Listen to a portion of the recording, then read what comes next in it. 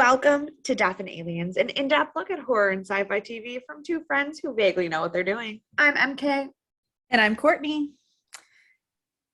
And welcome back to Death and Aliens. I'm really trying to think of something positive to say because I feel like I'm just the most negative human.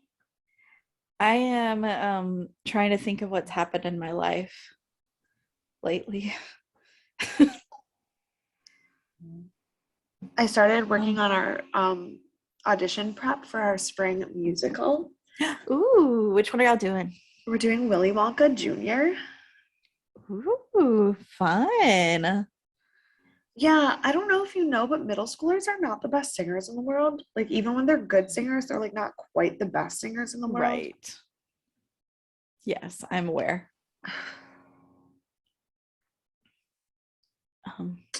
Yep. I mean, it's gonna be fine. It's gonna be great. It's gonna be so fun though. I bet it's super. I know cute. it's gonna be so fun.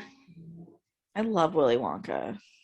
And I don't know anything about stage play Willy Wonka, but it's like a weird thing because it's got some of the songs from the Gene Wilder movie, but it actually uses the plot of the book, which is closer to the Johnny Depp Charlie movie, mm-hmm. except for that none of the Willy Wonka backstory from the Johnny Depp movie is real. So like it's just it's a weird thing. But so like all the big numbers that you know, like Pure Imagination and Candyman and Golden Ticket are in the musical, but then there's also like weird, like Mike TV's song is weird. Augustus Gloop has a song called I Eat More. Interesting. Yeah, it's just weird. Pure Imagination is a solid go-to song for me all the time. Yeah, but again, 12-year-olds, when your voice is when your voice is not in the key it's going to be in for the rest of your life, that is a hard song to sing. That's rough. Yeah. So, I don't listen to the 12-year-old version. I listen to the real people version. Well, which is absolutely fair because I wouldn't really recommend anyone listen to a 12-year-old version just like for fun. Of anything. Yeah, like honestly, I'm team ban Kids Bop. I don't know why that exists. Yeah. I also don't. It's gotten so ridiculous lately. Like every now and then one slips through that I hear and I'm like, what is this? Is not even a song. What is like, this? The Kids Bop version of WAP. Yeah. Why is that even on Kids Bop? Like I've heard it. Children. I know it's ridiculous. But like what made you listen to that song and think, let's make a children's version? Right. But honestly, like who listens to any song and thinks, let's make a children's version? Fair. I listen to children's songs and say, ooh, let's make a new version. That's what I like to do. I like to create my own songs. I mean, granted, like I do make exception for educational parody because yes, but that's different. Because like the song that I used in my 3rd grade science class in Thailand, that was Lord's Royals, but it said, but I'm learning about soil. That was the best remake ever. So like educational parody fully does not fall under the umbrella of why. Right. Yes, I remember your soil section sounded thrilling. Today, we had an unauthorized science experiment in my English writing class because that is not where science belongs. They had finished all of their work. It's my smallest class. There's only 9 kids in the class, and 3 of them were absent. Oh, so you authorized it. It was just not authorized by the school. Yes. Yeah, it was an unauthorized science experiment in the sense that we had finished all of our work. I was giving them free time, and then they pulled out a bag of carrots that they had been hiding in their classroom since October. God bless. But it had started growing stems. So we got to learn about root vegetables, and we did an unauthorized science experiment. And then we went and showed the science teacher for approval. And then we put it in a bag of water and hid it in a closet in my classroom to see if it would grow more. Did you put it in color? Oh, it's celery you put in color. Yeah, celery you put in carrot. This was just a Mm. carrot, but we just wanted to know if water would help it grow more because we didn't have Bet. soil. That with a root vegetable. Yeah. So Fun. sometimes, so yeah, fully unauthorized in the sense that there was no science supposed to be happening, but I said, sure, why not? Yes. Well, Sometimes the thing is they had already finished their work, and sometimes when kids are doing something that is off task but still educational, you don't want to crush their like want to do right. things and want to learn why something's happening. So I just was like, Yes. let's go for it. We It's put okay. gloves When on. you said unauthorized science experiment, I thought you were going to tell me they blew something up in your classroom or caught something on fire. And that's not what happened. So After my car debacle, honestly, yeah. we do have Advent wreaths in our classroom. And when we were told to come to the office and pick up the Advent wreaths to put in our classroom, my first question was to the principal, I'm not lighting these candles, correct? She said, oh God, no. I said, okay, just making sure we're on the same page because No fire. I don't trust the children with fire. Fair. Speaking of Advent, I'm happy about holiday time. That's my happiness. Yay. They put up the Rockefeller tree Yay. one day recently. Thursday. Nope, I was not working. It was the night I was working, maybe Wednesday or Friday. I don't know. It's up You were now. It's gorgeous. you were working Thursday? We recorded Oh no, on we were Thursday. recording Thursday. Yeah, just kidding. I was with you.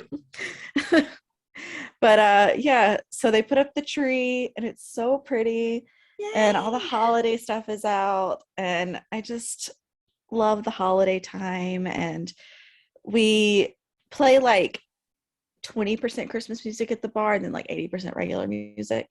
And so like every now and then I just like get to the spirit and I haven't bought my plane ticket because I haven't solidified Sadie's plans for the holidays. I'm waiting on my dog walker, who is excellent. That's my other good news. I have an excellent dog walker. My life's a disaster, and she just makes it work all the time. And Yay. just sends me pictures while I'm at work of Sadie, and I just love her so much. Oh, yay. Yay for positivity. If you ever need a dog walker in New York, I might tell you about her, but I don't want her to go away from me. I need to keep her forever. She comes to my apartment now. I think I scheduled her 5 times this week because she has to come every day. I work twice. So today she didn't come because I'm here, and Sunday she didn't come, but every other day. Every other day she has to come take Sadie out so that I don't have to get off at 2 a.m. and walk Sadie for half an hour. I can just take her outside to pee and then come back in. That's so lovely. But so it's so nice. So even though like everything's chaos, everything is still running. That's true. What was the last Christmas movie you watched? So Clearly, I think 25 the Days of last Christmas is not happening. not doing great. I've been getting off at 1 a.m. and then going back to work at 9. So not a lot of time for some movies. I just put on Castle and go to sleep. But I think the last one I watched was Love Actually, but that was one I've seen. So because I watch it every year. Yeah, But it's the best movie ever. The 3 I watched, it is excellent. I mean, it's not my favorite's Nightmare Before Christmas, always, but Love Actually is a must watch every year. For those of you who know me very well, you know that Tokyo Hotel is my life. Yes. So I was on every week. I don't even know where the charger is this time. It didn't happen last week because otherwise I would know where the charger was. So I was on Discord with my lovely Tokyo Hotel because that is a thing that I do. I am in a Discord group chat with them, and which makes me sound like I'm like friends with them, but it's you are friends with them. I mean, yeah, but like, nah. I mean, it's a lot of their fans. It's not just me. But so I'm in this Discord group chat, and Bill, the love of my life, says, "What movie should I watch today?" And I, because it's Christmas, said, Love Actually. And he goes, tags me and goes, that's one of the boring ones. And First of all, how dare he? But second of all, you need to recommend Single All the Way next time. Because that movie was. Have you watched it yet? I haven't watched it yet. I haven't had time. Oh, I watched Single All the Way, Love Hard, and Holiday, which I think Holiday came out last year or the year before, but it has Emma Roberts in it. Yes. And I loved all of them. Also, update on my life. My dog walker, who is lovely, just confirmed she can watch Sadie for the week of Christmas. So now I can buy my plane ticket and go home. Yay! Yay! I spoke it into existence. Beautiful. Which means she doesn't get to go on her fancy vacation she was hoping to take, which is a real bummer for her, but very beneficial for me. So I hope she still has a lovely time with Hopefully Sadie. her and Sadie cuddle and drink cocoa and watch movies. But like, yes, don't give Sadie the cocoa. Right. Yeah. Speaking of watching things, we watched Dead Like Me, season 1, episode 12 this week. The title is Nighthawks, which is based on an Edward Hopper painting. And the painting is looking into a diner. It's one of my favorite paintings. It's very nice and obviously makes a lot of sense since they always hang out in the diner. And Edward Hopper has come into the news a lot in the past year, even though he, has been a minute since he was a painter. But because his paintings all focused on aloneness. And so during the pandemic, everyone started like picking out their favorite Edward Hopper and like what they related to and stuff. And I was like, oh, this is like sad and wonderful at the same time. Yeah, I mean, Nighthawk is my favorite Edward Hopper painting, just for clarification. So I didn't know a lot about him until last year, but I do like Nighthawk. I'm so sorry, my ear just I don't know what's happening. My hair is everywhere. But yes, I love Edward Hopper now that I know who he is, and so I was stoked about it. Yeah, which is a lot of excitement for not a lot happening. So the rating was 7 out of 10, which is like the lowest rating we've had so far, but maybe even a little high. It was not one of my. It wasn't terrible. It wasn't terrible, and there were parts that were genuinely good at moving the story forward. So I get why it got a 7, but I'm very unsurprised that it is the lowest rated that we've seen so far. Right. Yes, agreed. It came out September 12th, 2003. Our number 1 song was Still Shake Your Tail Feather by Nelly, P. Diddy, and Murphy Lee, which is a real banger. That's what people say these days. And is it though? They say it's a bop. It's a bop, yeah. It's a bop. They used to say it's a banger. I'm trying really hard to keep up. The number 1 movie was Once Upon a Time in Mexico, which I had never heard of. I've heard of it. I don't think I knew it came out that long ago. Well, it did, and it starred Antonio Banderas, Salma Hayek, and Johnny Depp, so I do not know how I did not know it existed. But now that you say that, I guess it really did come out that long ago. I'm fucking old. Yeah, this was like 18 years ago. Yep, that's how math works. Yep. Yeah, good times. So our director of this episode was James Whitmore Jr. I don't think we've had before. His like known for stuff, I had never heard of any of it except The Good Wife, which I haven't watched, but I've heard good things about. Yeah, and it's on my list. But some of the he was writer and producer on a few other things, such as Resident, which is Rachel's favorite show, NCIS, Evil, Notorious. You've never seen NCIS? No, this is not the list of shows I haven't seen, but I haven't seen it. I haven't seen that one. I've seen the rest of them. Look, I am behind. I'm behind the times. I get it. I watched The Closer this year. It came out in 2002. NCIS is on season 17 right now. Right. I'm getting ready to. I That's just started only Criminal Minds. that's It's only got one 15 season. seasons. That's only one season less than Grey's Anatomy. Well, I Nope. watched Grey's Anatomy Grey's, instead. Grey's Anatomy's on season 19 this year. So 2 seasons less. It's Sorry. a disaster. I don't even know. There's so much going on. I can't even keep up with Grey's anymore. It's too much, too many emotions for me there. The show Evil, which is pretty good. Notorious, which came out, had like one season. I loved it, and then it got canceled. And I was so mad. It was an excellent show. Hate when that And happens. Suits, which I also loved, and I also am behind on.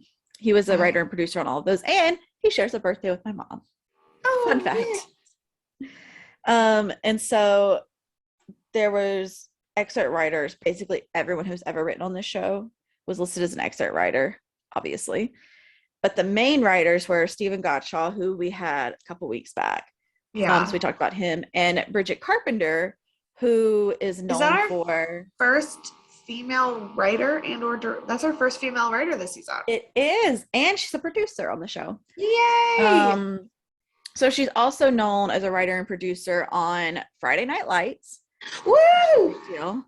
11/22/63, which I haven't watched, but I have heard. Oh my God, Montana, Kate, and I, it was Montana, Kate, Nancy, Lauren, all 5 of us. Like, we watched it, I think, 3 times when it came out. I guess it's not a scary Stephen King one, because I was gonna say I'm shocked Kate watched it, but it's not scary. It's about JFK. It's not scary. It was so good. I was a little nervous because I was like, oh, Stephen King, not my cup of tea. But then like Montana was like, no, it's not like that at all. And so we watched it on. So good. Yeah, I heard the book was so good, so I want to read it first. Which is totally fair, because I'm sure the book, but I kind of like that I watched it first, because it's never as good. Like, right. I always want to read the book first, but then I'm always disappointed by the movie. So I think I should just start watching the movies first and then read the book and be like, oh, that's so much better. Yeah, but I don't want to ruin the book when I'm reading it, because you get so much more into the book for so much more time, because the show goes so fast, but you read a book and it's like a few days and you're invested. Well, that's true, but I think there's something. So like, I finished Game of Thrones, the TV show, before I finished the books, and I know the books are very different, and there's a lot of characters that exist in the books that don't in the movies. But I will say that having seen the show, and being able to visualize it a little bit better, made that a lot easier to understand, because that is so complicated to read. So have you read the series too then? I'm almost done with the 5th book. Okay, maybe I'll watch it first. Which is the last one that came out. Right. The 6th one is supposed to come out, but it hasn't yet. So I watched the whole series after having read only the first book, and then I read books 2, 3, 4, and 5 after finishing the show. So I've read the first third of the first book about 7 times, because I keep just restarting so I don't forget. I think that for Game of Thrones, there's so many characters, and it's so much easier to become attached to them the way the TV show does it. So watch the show first, fall in love with the characters, and then read the book and get more. Okay. And I do think that that's one of the few ones that I fully recommend doing it the other way. Okay, good to know. Then I may do that one day. Yeah, so she also was a writer and producer on Westworld, which I haven't seen, but also has really rave reviews. And then she was also a writer on Parenthood, which is not related, but I just love that show. Have you seen it? No. But that's excellent. Lauren Graham's in that, right? Yeah. Mm-hmm. Yeah, and Dax Shepard and Mae Whitman. Dax Shepard, I'm so hit or miss with me. This is good Dax Shepard, because he does play that like off the wall character that like is kind of the black sheep of the family, but but his dynamic fits in so well with this family in the show. And him and Mae Whitman are like BFFs, and they're both in the show. I just feel like he's one of those people that like is weird all the time. Yes. Like I can't really separate them from the characters that they play. Right? I think he's very similar to the characters he plays. No. That's what I'm saying is like, I don't really care for him, because he isn't like, as an actor, I don't really care for him because I don't think he's acting. I think he just is playing himself. Right. I think that's true. Like it most of the time. Yeah, I think that's fair. Which I used to think was true about Russell Brand. but the more I get to know Russell Brand, the more he's a very different person than the character that he portrays in his stand-up and movies.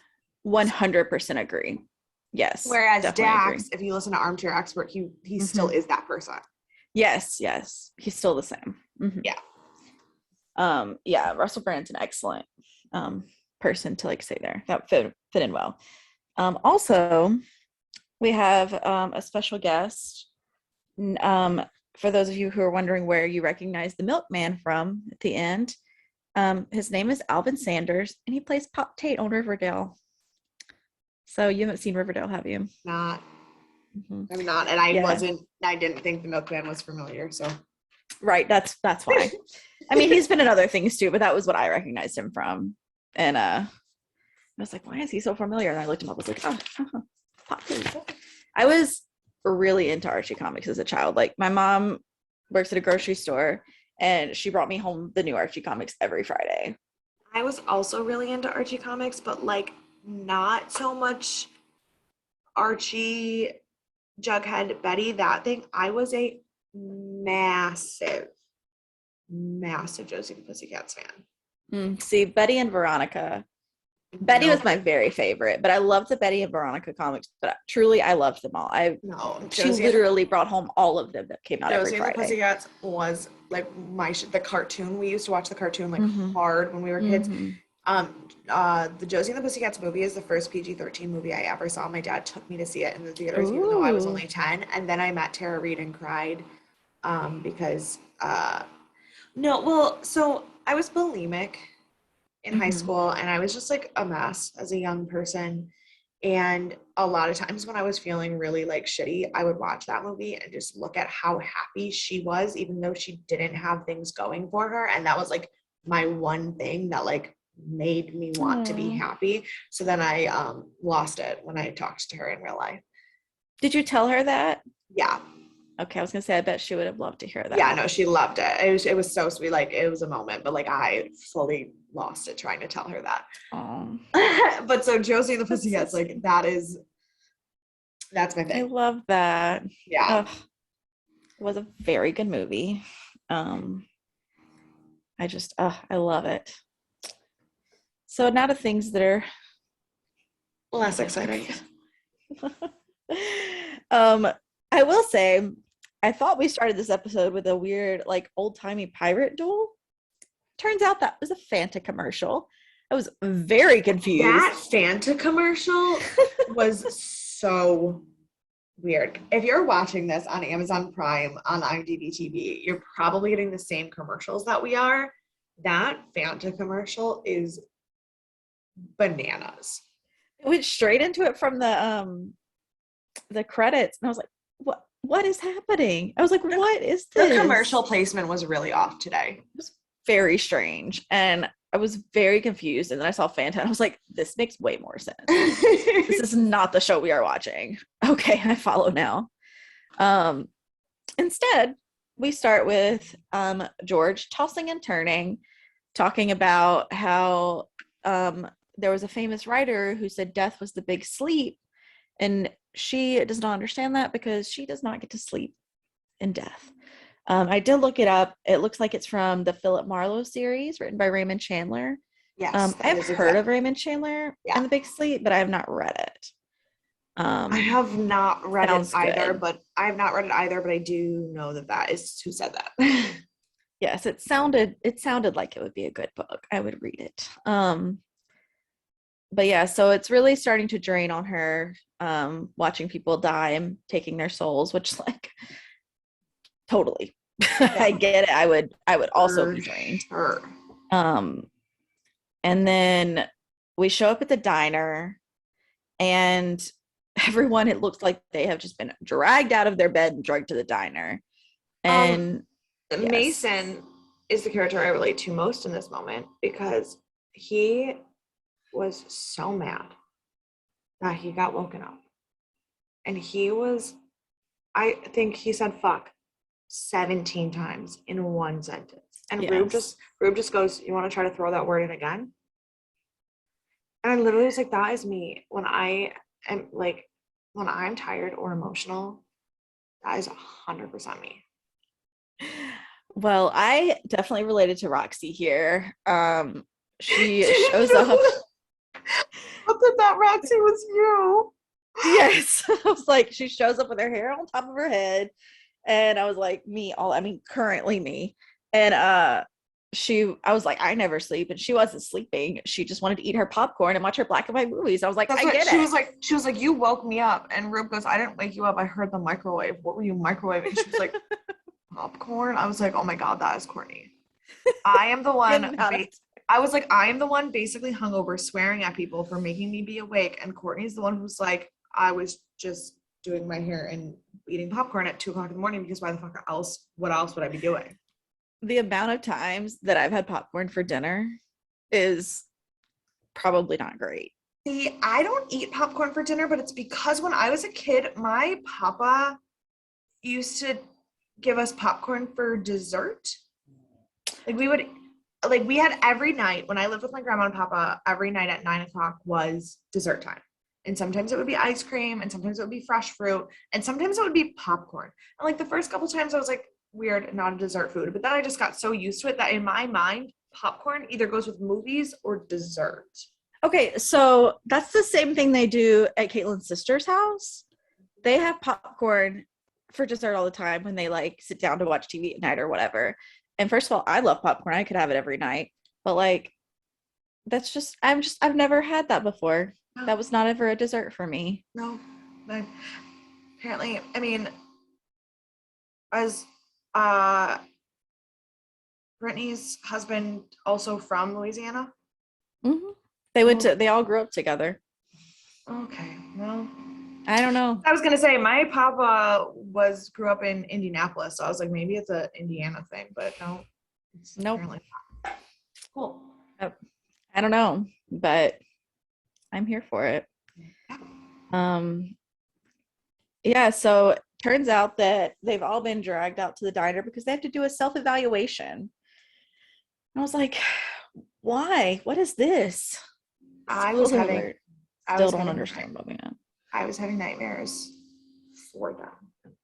Right. Like, first of all, your brain doesn't work. And Rube's like, no, this is when you're like gonna do the best because you're the most honest or whatever. Like, no, this is when you're just gonna say something so you can be done with it. Like, everyone's just tired. Although I do have to say it was really funny when he was talking about he was like, please try to write legibly. And he told Mason, he was like, last year we had some issues, and Mason was like, I've won awards for how well my writing is. And Rube says, you write like you speak. That's what I wrote. You write like written down. I have a student. I adore him, but I also want to throw him against a wall. He's one of those kids. Right.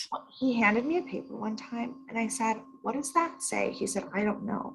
I said, you don't know. You handed me a paper and you don't know what it says. How do you expect me to grade it? It was his name. He couldn't read his name. His handwriting is that bad that he could not read his own name. God bless. Ugh. I mean, I've written things that I don't know what they say, but I'm not trying to give them to other people. They're just notes for me. Right. Notes for myself, not always legible. Right. Something I'm handing to another human being. You will be able to read it 99% of the time. But the worst was that he was saying that he was illegible, and he was like, it's because I was high. And he was like, I was on something. And Roxy was like, are you on something tonight? And he goes, no. Okay, maybe a little. Yeah. I was like, Mason, when are you not on something? Like, you are always like high or stoned or whatever. It cracked me up. And then so while Rube's talking about this, Daisy's complaining about having to do this because she said she already had to do this year. And Rube goes on this tangent about how different New York is from Chicago. And then he goes to like talks about their hot dogs. And then he goes to this whole thing and he's like, also like New Orleans and some other place. And like he goes up and I'm like, you're in Seattle and this is the one place you didn't mention. Like, well, yeah, because why would you mention there? That's the place that it's new. Like, you did all right. Well, he's things. saying it's different from all these other places, so Yeah. we're different. But he never said that. He just kept saying New York and Chicago, and I was like, neither of those are where you are. Well, New York is where she was. Right. I just thought you should compare it to where he No, is. I just fully liked that because I also answer my students stupid questions with analogies about things that don't make sense to them. Oh, I see. Yes. So I And fully I will appreciate it. say a New York hot dog sounds way better than a Chicago hot dog. I've had a New York hot dog. I have not had a Chicago hot dog, and I do Um, not want one. okay, I first of all, I don't want any of those things that he said. I love a good hot dog. I also no, but I do not like mustard, and I for sure Mm, do not like relish. I don't like relish either. So if you Um, want to give me just like a or plain hot onions. dog, if you just want to give me like a plain hot dog in a roll with sauerkraut, I'm all for it. So here's another confession from me about things I didn't know until a year ago. I thought sauerkraut was onions until a Well, year it's ago. cabbage. I love cabbage. And so I wouldn't eat it because I thought it was onions all these years. And then I found out like last year it was cabbage. I was like, I love cabbage. Why would I not eat that? Sauerkraut literally translates to bitter cabbage Okay, in look. German. People didn't use sauerkraut in the South. That's not really a staple of ours. So, But I mean, it's literally the German word is bitter cabbage. I'm also not German. Why would I know that? Why? Why am I supposed to translate things that are in a different language? We're reading the Diary of Anne Frank in my 8th grade class, and I was reading it out loud to them. And in one part of the book, it switches from English to German. And I just kept reading. And one of my students just goes, "Wow, you're really good at that." I was like, "I speak German?" And he was like, "What?" I was like, "Yep, I have for like 10 years." Yes, I am. I do that. Thank you. Yep. I can read a lot more languages than I can translate. To be fair. Oh, well, though. yeah, because mimicking accents and pronunciation is the easy part. Right. But like sauerkraut, no idea. It's delicious. I still haven't had it on a hot dog because the last time I got a hot dog was while Rachel was here because I made her get one from Nathan's on the corner. Yeah. And she doesn't eat sauerkraut. And she was like, I don't really want anything on it. And I was like, you don't want like chili and cheese? And she was like, I just want mustard. I was like, do you like cheese and mustard? She was like, okay. So we had cheese and mustard. It was delicious, but See, I'm also very often likely to just get a plain hot dog with nothing on it, like no ketchup, no cheese, nothing, just a hot dog. And I a bun. want no onions, no relish. Otherwise, you can just like put whatever you want on it, pretty much. But like he had like tomatoes. He had like a salad on his hot dog in Chicago. I was like, I don't want a salad on my hot dog. Yeah, I don't I either. don't want that. Anyways, now that we're yelling about hot dogs for no reason, Well, I don't know but why I honestly, got so angry about hot dogs. Honestly, it's because there's not a lot to talk about in this episode. So instead, we're going to talk about hot dogs and speaking German. Excellent. Yes, I love it. There is a teensy tiny part of me that's German, about this much. My mom's maiden name was Herzog. Very German. My tiny. maternal grandmother is 100% German. Mm-hmm. So Yeah. So you're pretty German. Yeah. Yeah, no, mine's way down the line somewhere. We were German royalty though. So like 1% of me is German royalty. Doing great. Yeah, so they start looking at this evaluation. One of the first things they're talking about says, wow, again, reading your own handwriting. If your life were a color, what color would it be? And okay, if your life were a color, what color would it be? Here's the thing. My favorite color is purple. But if my life were a color, I think it would be like burgundy. Okay. Because like it's deep and dark and there's like it's not the most festive color, but like you still have kind of a warm Christmas feeling when you look at it. That's true. So when I think of you, because sometimes I think of people in colors, apparently, I see you as like a blue, but I think it's because you have blue eyes and you had blonde hair when I met you. And so you had that like blue, vibrant personality. And I've just always stuck blue to you. Even though I do understand you have this darkness deep down. And it's very Aries much emotion. closer to the surface on a day. Yes. So I would make your life blue. I can accept that. Yeah, but I also see where you're coming from with burgundy. If my life were a color, I think it would be red. my favorite color kind of changes, and I go between like green and yellow and purple and pink a lot. Red is not my favorite color, but I think if my life were a color, I think it'd be red. I think red, or also like pink, but not like a light pink. Like Right. like Like a fuchsia pink or like a yeah, like a deeper, like purplier pink. mm-hmm. Yeah, something a little more bold, but Yeah. not all the way together. A little bit chaotic, bold color. Yeah. All right. So if you want to tell us, you can tell us what color your life would be. Yeah, that's a great one. Maybe I'll post it on Instagram if I Weird remember. question.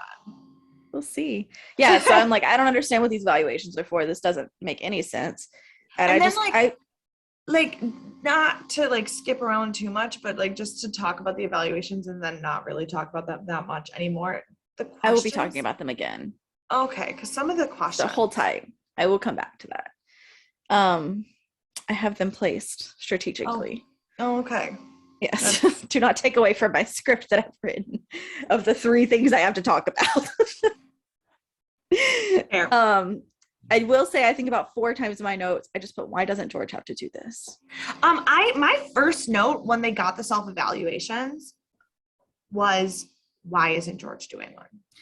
Yes. I thought she was just running late at first. And then I realized she was running really late. And I was like, maybe she doesn't have to do it. And then she got there. I was like, why doesn't she have to do it? So Rube never explains why she doesn't have to do it, but my theory is that she hasn't even been a Reaper for a full year. That's what I was thinking too. I think that makes the most sense. Why would you be doing a self-evaluation before you've even been doing the job? Right. I think that's fair. Yeah.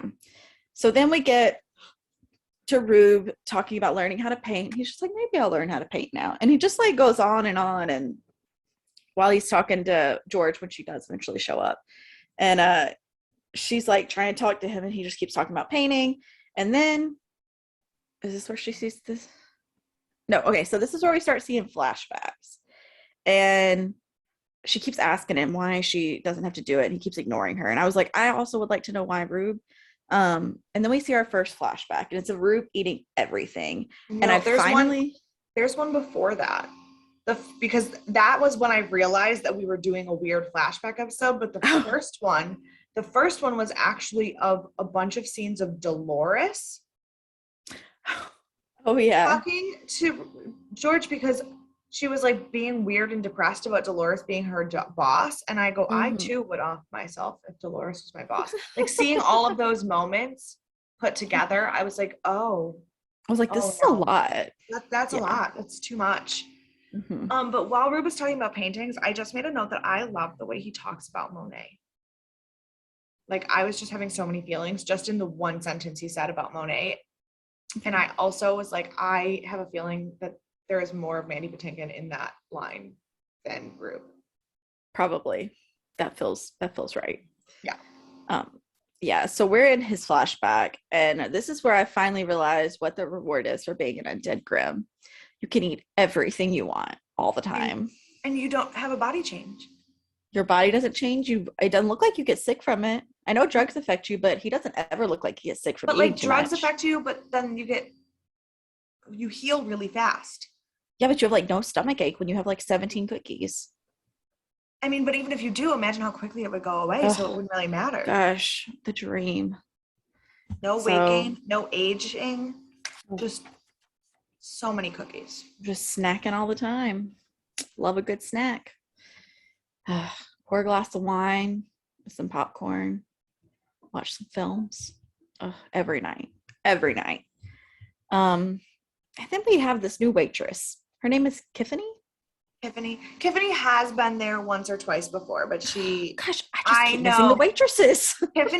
Tiffany and Casey are the 2 main waitresses that have gone back and forth. Tiffany was the waitress. Tiffany was the waitress in the very, very first episode when George was dead and was shocked that Tiffany could see her. So she's the one who I remembered whenever I didn't remember Casey. Correct. I see. Okay. Yeah. Well, now I remember who the heck Tiffany is then, because that was my next line. And then I just put, why all the flashbacks? So, okay. Yeah, I wrote, what the fuck is this flashback episode about, is the note I said. So I meant to look this up. I clearly forgot. but I was going to see, was this show supposed to end after season 1? Because flashback scenes don't normally happen in season 1, first of all. They happen in like season 7, or they happen at like the end of a series. Right. And so I was like, were we trying to just wrap it up really quickly because we knew I had 2 episodes left? And so this was like flashback to everything, end it in 2 episodes? Or because they didn't know if they were getting renewed? Or was it just a poor choice of episode? Right. I don't know. That's something I might look up later because I meant to look that up before and I forgot. But then they're all talking about the positive traits that they bring to this profession. And Roxy, I love her so much. She said she's good with firearms and can do kung fu. And she's like, yeah, that's it. I was like, excellent. I was like, you nailed it, Roxy. She did, yeah. And then right as we were starting to like Daisy at the end, they do this whole flashback sequence of her. And I was like, these are all the reasons I didn't like her before. Why are we rehashing it? I still don't hate her because I have seen her a little bit. But like at the same time, I'm just like, I don't but need here's to the see thing. this flashback of her. The flashbacks of the things that we didn't really like about Daisy was annoying. But the not flashback moments in this episode of Daisy Yes. were like great. Right. Those were important. And also, like, we just met Daisy. We do not need a flashback of what happened. We know what happened. Right. We haven't had her that long. And then I just put Mason is such a disaster. We have Mason's flashback next, and he is clumsy. He is on drugs. He is like struggling through life. He's just a disaster. And I love him. And then he's reading his next evaluation question. And it was something like what is the dream job to have? Yeah. And so he asks Tiffany and then gets caught by Rue, but she's like, lifeguard, because you just get to sit there all day and then you get paid. And I was just trying to think, what would be the dream job? What would be your dream job, like, that you could do? MK, hello. Sorry, I was looking for the answer Mm-hmm. to the montage, and I found a completely different trivia that shocked me. Oh, well, hold that till the end. But it answers a question that we have already asked on the podcast. So I'm gonna hold that in my pocket for a second. My dream job is a zookeeper. Yes, I knew that about you. Yours? I think my dream job would be, I don't know, maybe like, I think it'd be really fun to like test out video games. I was watching Mythic Quest 1,000 years ago. I think it was last year. And they were just like they just play video games all day to like get the bugs out and see if like what the playability level is. And I was like, that seems like it'd be a really fun job because I love playing video games. Yeah. You can snack while you play video games. You can chat while you play video games. It's just like a big hangout session all the time. And you get to play new video games. I think that'd be really fun. I don't know that I'm at all qualified.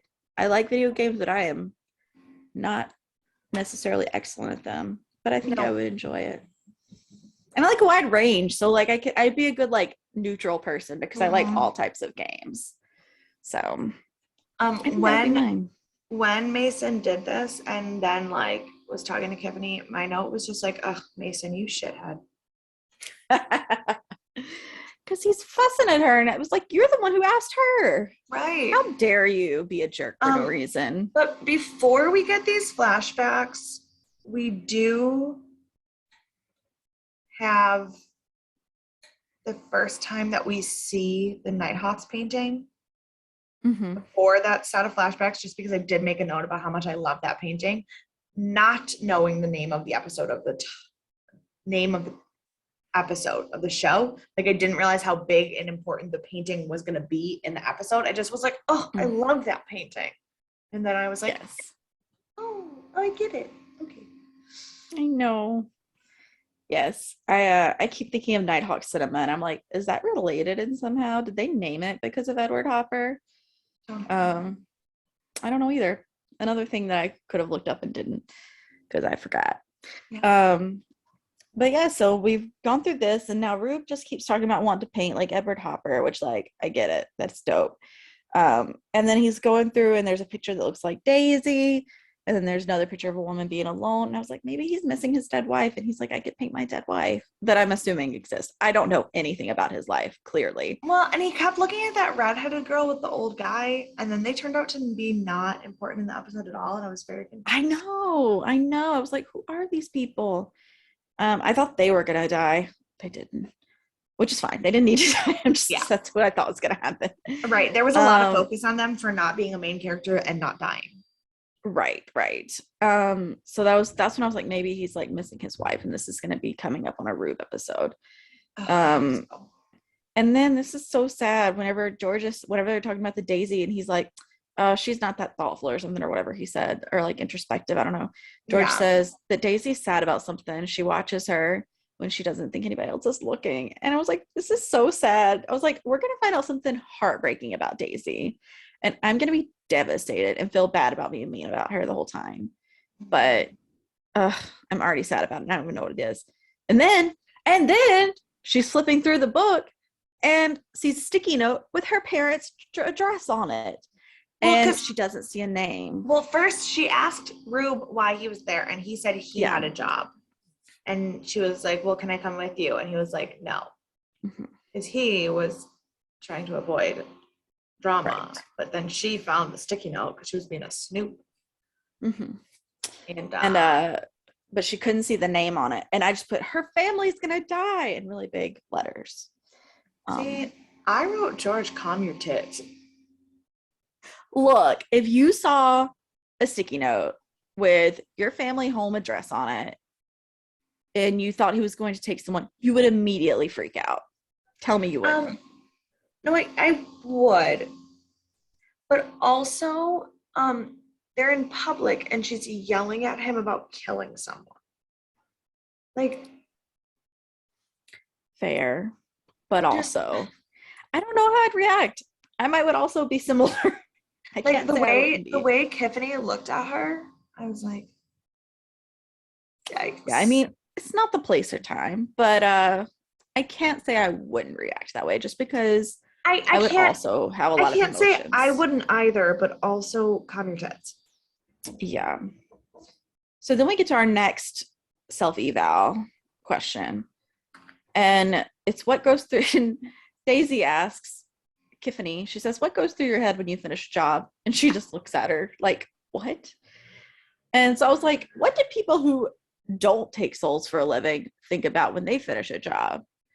And so I was thinking about it and I was like, I think about going home to watch my nighttime show and go to bed. What Tiffany said though broke me. I wrote, I just love her. She said, I just hope that people are happy. And I was like, but like, think about it, like, she's like a waitress at a diner and all her people are regulars. And when she's done with the table, all she wants is that they are happy and like enjoyed their food. And I was like, that is the most peaceful, wholesome thing I've ever heard. Dude, I feel that though, like as a waitress. Yeah, I feel that. I just want people to be happy. I literally sat one day last week. We were so slow. And there was this, I think it was a mother-daughter. I may have already told this story. Stop me if I have. There was a mother-daughter sitting at the fireplace. Oh, okay. Yeah, and I sat there and they came back. Minutes. Didn't it? Was it? No. Oh no, because this is a different. This is a different. Because the one couple came back the next day to see you again. Yeah. No, this was a mother-daughter who had just landed in town, and they were sitting at the fireplace, and they asked me like one question, and I talked to them for 30 minutes and told them everything they needed to do in New York, how to get Broadway tickets, how to go to brunch. Like they came from Iowa, I think, somewhere in the Midwest, and it was their first time there. And so I was telling them, and it was like the best time. I was like, I just want you to have a great time. Let me just tell you everything to have an excellent time while you're here. And that's how I felt. I just wanted them to be happy. So I love get that. it. I get it. See, my What goes through problem is your head? my problem is I don't care if my students are happy. I just want them to have understood something. Yeah, that's fair though. And like That makes sense. sometimes that is happy, and sometimes like they get it and we have a great time, and sometimes they don't and it's hard, and like they're not happy and the work is too much. But like Mhm. my job isn't to make them happy, it's to give them something. Yeah. And it's See, so my job is just to make people happy. it's a really weird place to be in, because like I want nothing more than for these kids to be happy and successful in their lives, but my job day to day is not to do that. It's just long term to do that. Mhm. And so Right. it's a weird place to be in. Hmm. So what goes through your head when you finish a job? I need a drink. That also happens sometimes when I get off at the bar. Like So I have never met someone who found out that I was a middle school teacher and didn't immediately feel sorry for me. Or it's like a lot. the receptionist at my mechanic was like, that is the worst age for any human being to be in, is middle school. And even though you might not feel like it, you are one of the most important people in the world for being a teacher in middle school. And I just was like, after I had sobbed about my car for an hour, I was like, you have no idea how much I needed that.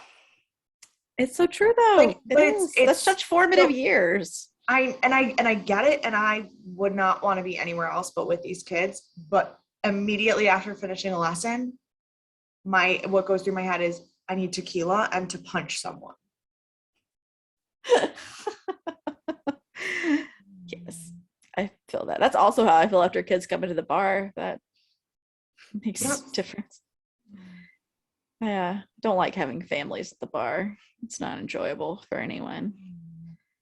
So many people that ask me for a kids menu, and I'm like, do you know where you are? We don't have that here. Yeah. No.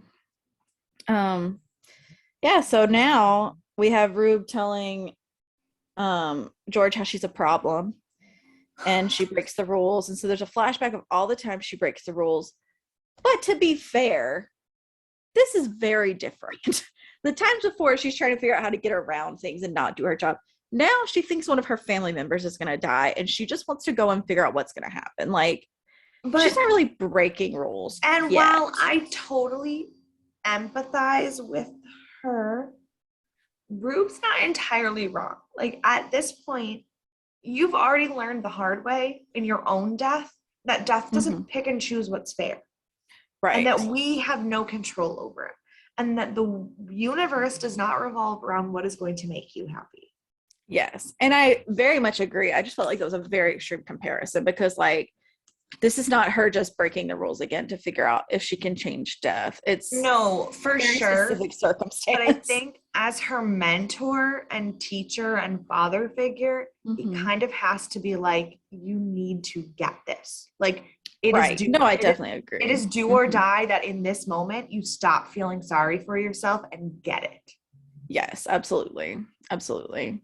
So like as much as I get why George felt that way, I was so team Rube in this episode just because I know what that feels like.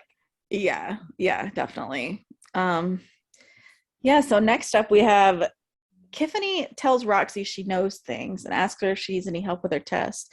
And then I was like, is she a test? Like, did they send this woman in? This is before I realized she was actually the waitress from before. I was like, did they send her in to like see if anyone was going to cheat on their self eval? But now obviously. No, she's just nice and likes them. And because the other two asked her for help, she thought she'd help Roxy too. I know. I want to know what she knows though, because she's like, I know things. And I'm like, what do you know? Do you actually know things? Because she's been around. I mean, they've been there a lot. Yeah, like, but she knows things in like the worldly. I'm a person and I understand people kind of knows things. Not like I know you take souls out of bodies.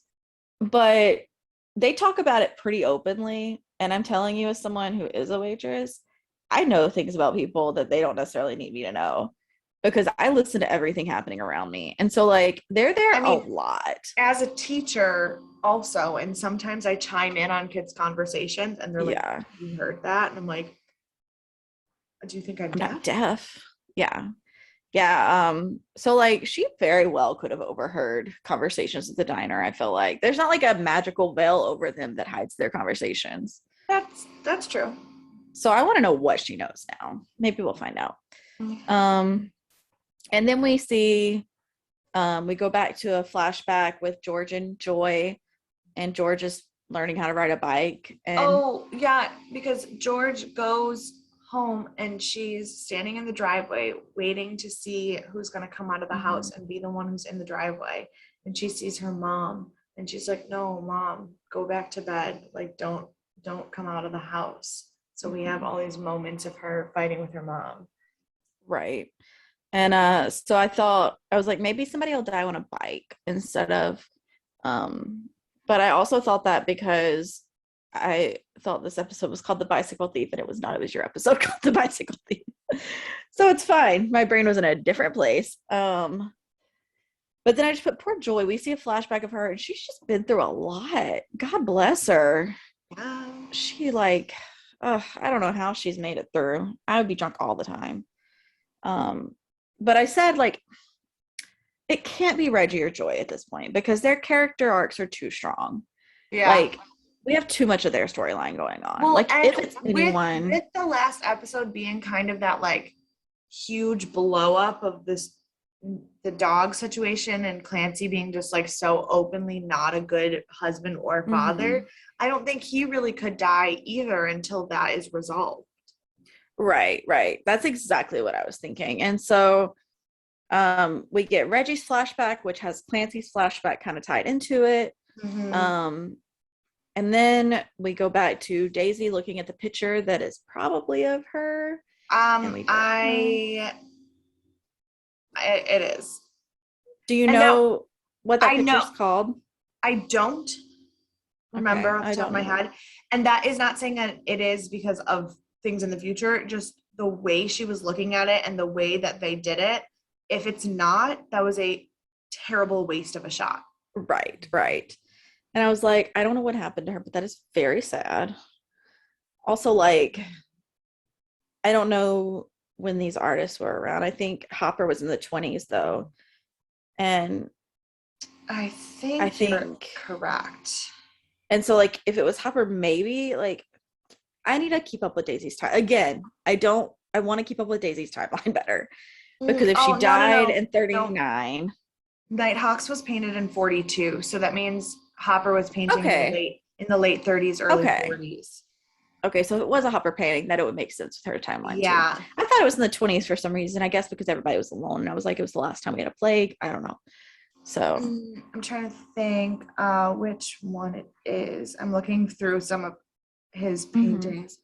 It's called New York Movie, and it was painted in January of 1939. Well, that just lines right up with Daisy's life.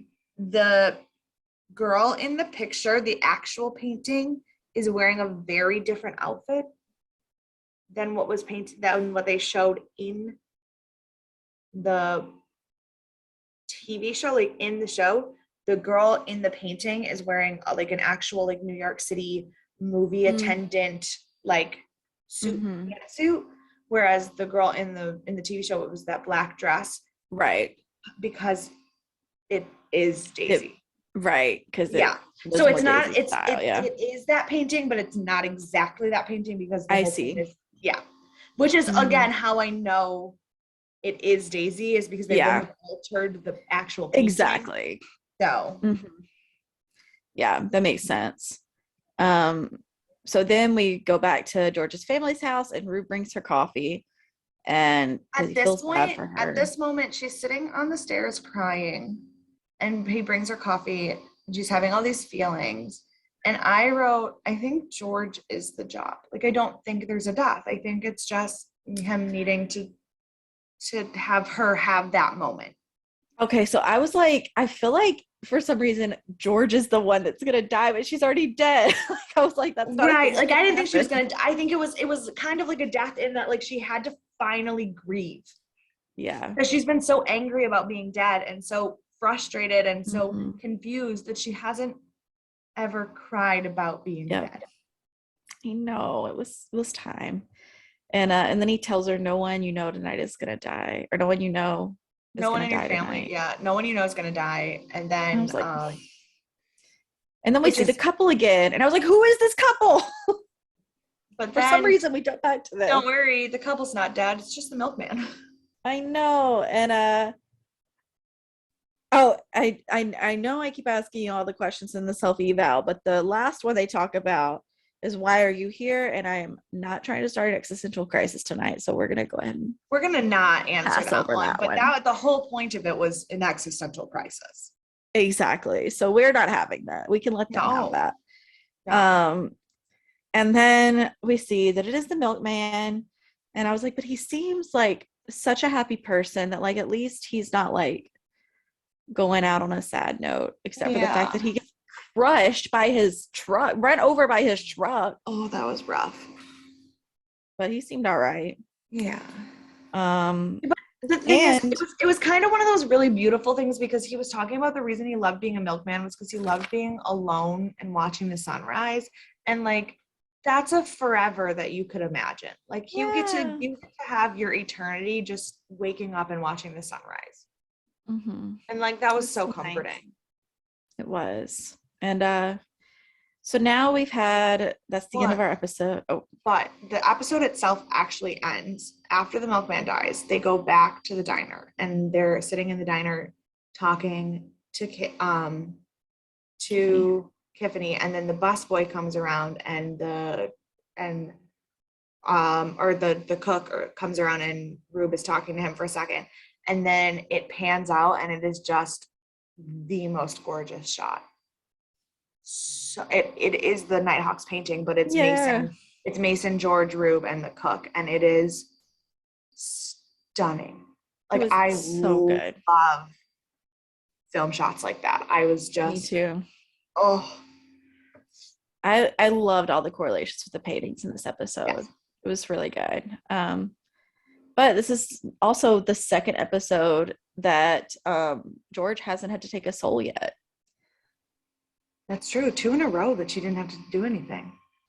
I know. I don't know what's going on. Something bad's gonna happen. She's gonna have to take a big soul next. It's gonna be rough. Yeah. I don't know. This episode was just, it was also, I don't really have anybody that I want to punch because it was so little new information. Mm-hmm. Like a good half of the episode wasn't new information. Right. I guess if I had to pick anyone, I'd pick Mason for being That's what rude I to was gonna say. Tiffany. I'd pick Mason for trying to cheat the test and being a little shithead. Yeah. Like Yeah. And or I might pick Daisy, not for anything that Daisy did, like really, except for in the beginning when she was sharpening her pencils and Roxy told Daisy that if she sharpened another pencil, she was gonna put the pencil in her butt. I was like, I feel that. yes. So who's your MVP this episode? George. She needed that. I think so. I think she's mine too. I think partially I could like split down the middle with Rube because like he knew exactly when to be rough and when to not. Like he made her get there that where she needed to be and then supported her grieving. Mm-hmm. But she went through a lot this episode. Yeah. But I mean, she's gone through a lot for the last 11 episodes and like she hasn't felt it yet. Right. This is the one she actually like dealt with it. Yeah. So I think that was which good I for think her. is why we have all the flashbacks. Mm-hmm. I mean, it is, but I couldn't find anything about the flashbacks, except for a blog that was kind of saying that it's to show that the characters have grown, which I think is a stupid answer. It's too early in the series to do that. I do think that George's grief, I think that George's breaking point only makes sense if you feel the buildup. Like, so all of those things happening in a row, all of those flashbacks, all of those interactions, all of the sadness happening, breaking her. I think that that's why it's the only thing that makes sense.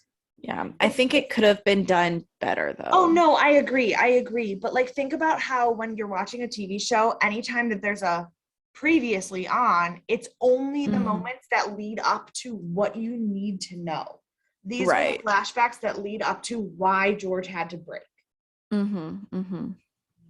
You're right.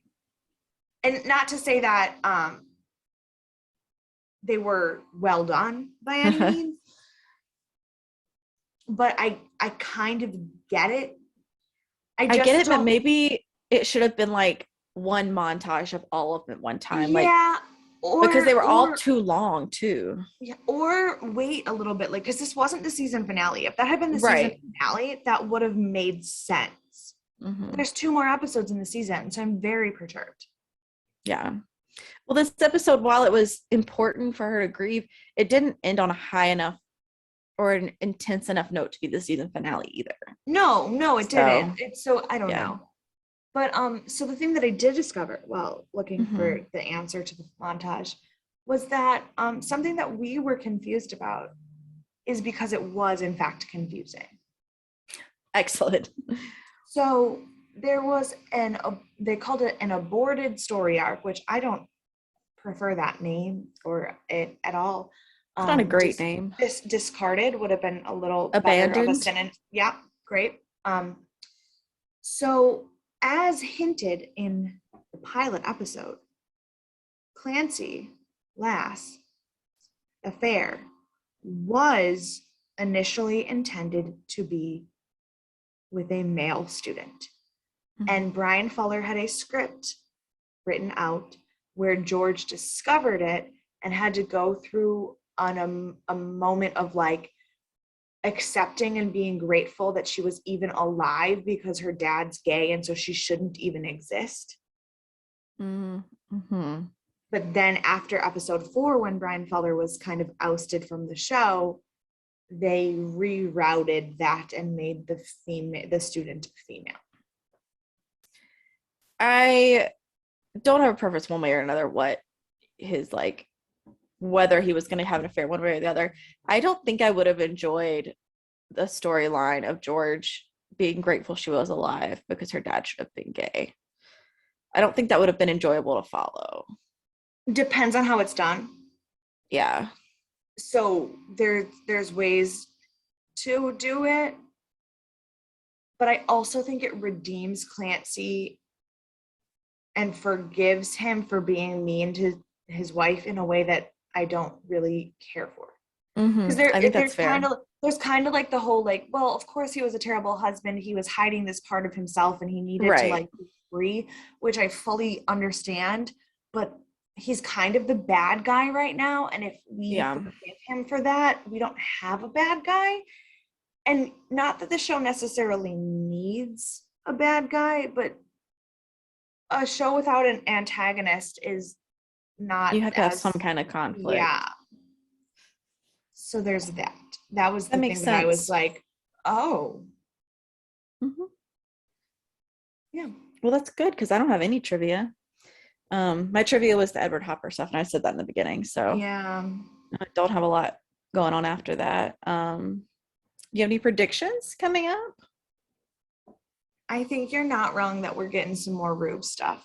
I think we have to. Well, there's only 2 episodes left in the season, and he is Rube and Daisy are the ones we don't have their backstory, and if we don't get Daisy till season 2, it will that makes sense. Fine, because she wasn't originally supposed to be in season 1, but we need more about Rube. I think in the last 2 episodes, I think the season finale is going to be us figuring out about Rube. I think that's where it's going to be. And to be completely honest, I think that is true in memory. I think I remember the big reveal at the end of season 1 happening and me being shocked. So I do believe, I do not remember details. Like I said, my memories of the show are so, like, I feel like I didn't watch it. I know I did, but like I'll watch things, I'll be like, what? But I do remember the season 1 finale being a big Rube thing. I also wonder if we're going to have a Clancy and Joy blow up soon. We have to. And like Clancy may not be in the show forever. I don't know if that's true, but I feel like that could be the direction we're going. And we just haven't seen a lot of Reggie lately. It's time to see some more Reggie, but I don't know if we're going to see her much till season 2. Reggie had some spunk in the last Reggie episode, Yeah. so I hope to see a little bit more of that. I don't know if we're going to see her like a lot till season 2, though. I don't know if we have enough time left. Probably We have not. other I think stuff it's to deal with. hard because if you think about it, we have 8 main characters. And like granted, it's George's story, Right. but we have 8 main level characters whose stories we're fully invested in. And while it is a Showtime show, it's only a 45-minute show. It's not like an hour and a half episode like a lot of HBO shows are. It's solidly a normal TV length. So in 2 more episodes, somebody's not going to get. Oh, absolutely. And like ideally, not Roxy, because we've already lost a lot of Roxy. Daisy is the one I'm the most intrigued about in this current moment. Yeah. Ooh, sorry. Just based on what the last so 2 late. And just based on what the last 2 episodes have been, Daisy's the one I'm the most intrigued about. And Rube is the one that I think is the most important to find out. Yeah, Rube is most important. We're gonna have to see George take another soul soon. Yeah. Because it's just been too long. I think something's gonna have to happen with Joy and Clancy before the season finale. Just because it's been built up the past few episodes. Yeah. We're gonna have something resolved. Either they split or they come to an agreement about something. Like it's just something's gonna have to happen. Yeah. So we can go in fresh to season 2. Because that's like it's like an important-ish storyline, but it's not important enough that you drag it along through seasons. Right. So whereas like, someone like Daisy is important enough to like drag through seasons. For sure. So that's what I think. And those next 2 episodes are gonna be the last 2 of the season. Oh boy. We got We through have it so fast. Almost done it. I know. It's been a real treat. It has. Even though it looks like I'm crying right now, I'm just yawning and super tired. We're not crying anymore. No, that was last week or Sunday. Yeah, it's after 11 in our world, and this is not normal for us. No. So it's been a week. Yeah. But yeah, so I think that wraps that up then. So follow us on Death and Aliens on all of social medias and send us a message to let us know what color you think your life would be. And you can follow me at EMKAY_superstar. And you can follow me at CECloud13. And we will see you next week for the penultimate episode of season 1. I just love the word penultimate. It's a great word. Yes. It's a great word. All right. See ya. Bye.